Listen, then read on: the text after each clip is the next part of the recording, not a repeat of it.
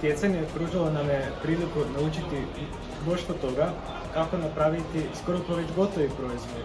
Za razliku od drugih natjecanja, ovo natjecanje nije samo bilo trenirati najbolji model, nego je trebalo i objasniti gotov model, te staviti ga u produkciju, te razmišljati o krajnjim korisnicima koji će koristiti taj proizvod. Naša inovacija je trenutno u fazi testiranja. U pregovorima smo s dvije bolnice, privatnom i javnom, kako bi tamo testirali proizvod u kliničkom okruženju.